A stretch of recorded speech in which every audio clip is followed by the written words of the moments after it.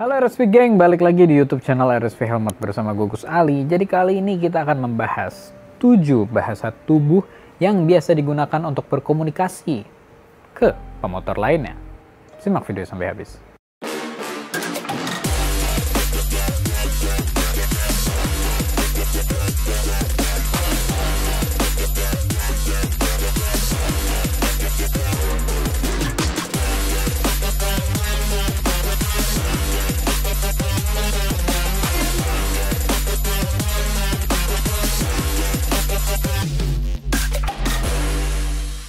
Tujuh bahasa tubuh yang digunakan untuk berkomunikasi dengan rider atau pemotor lainnya. Ya kalau kita naik motor, kita tidak menggunakan intercom, kita harus berkomunikasi bersama rider lain itu dengan isyarat. Karena manusia tidak dibekali dengan telepati. Hanya orang-orang tertentu yang bisa telepati dan harus connect ke satunya. Jadi kalau yang satunya bukan receiver kayak si intercom, nggak bisa connect jadinya.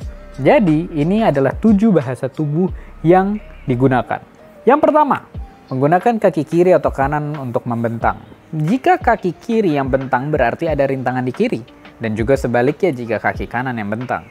Rintangan itu bisa macam-macam. Seperti jalanan hancur, ada kucing, ada emak-emak, atau ada motor lain. Biasanya digunakan untuk tiba-tiba gitu. Dan ini kalian juga pernah lihat, langsung nurunin kaki buat ngasih tahu ada rintangan gitu kan. Nah biasanya yang salah orang ngasih taunya itu malah ngasih kaki kiri atau kaki kanan gitu untuk belok. Nah itu nggak boleh tuh dilakukan tuh, karena itu membahayakan juga. Jadi belok sambil kaki yang membentang gitu, kayak mau nendang gitu. It's not good, no. Yang kedua menggunakan 2 kaki secara membentang.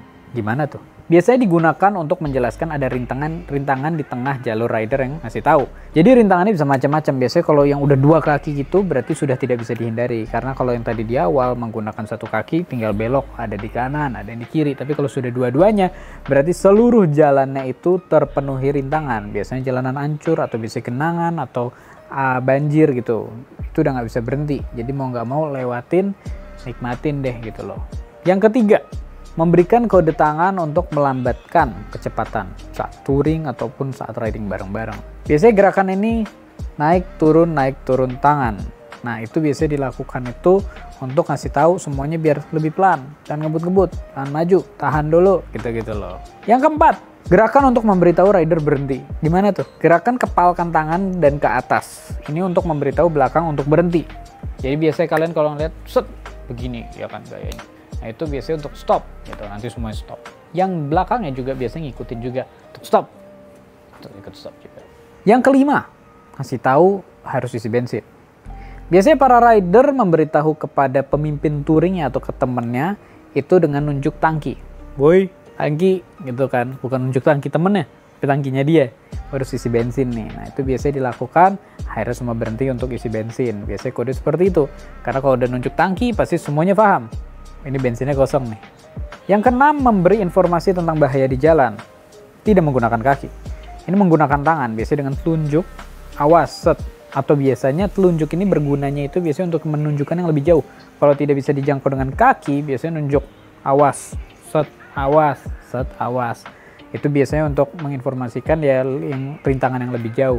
Kadang bisa dari jalur berlawanan. Yang ketujuh dan terakhir adalah megang kepala. Megang kepala ini bukan cuma pas pusing aja atau buat mengibas-ngibas rambut gitu ya. Tapi megang kepala seperti ini, itu dilakukan untuk memberitahu informasi bahwa ada polisi di depan.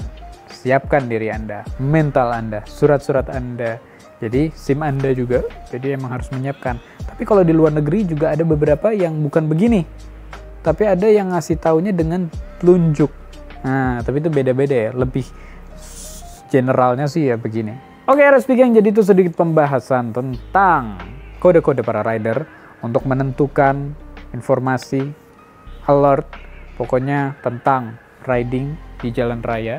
Jadi pokoknya itu komunikasi kalau tidak ada intercom. Makanya penting sekali juga untuk menggunakan intercom saat riding ya. Seperti misalnya RSV, FFC 21 dan semua RSV lainnya sudah dibekali dengan intercom ready. Jadi kalian tinggal pasang intercom, nggak perlu pusing-pusing lagi masangnya, sudah ada space-nya.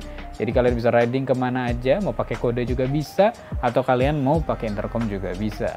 Tentunya jangan lupa mampir ke Instagram dan TikTok RSV Helmet. Dan kalau kalian mau belanja helm RSV, di deskripsi sudah kita kasih tahu tuh tokonya mana aja, atau bisa dibeli secara secara online.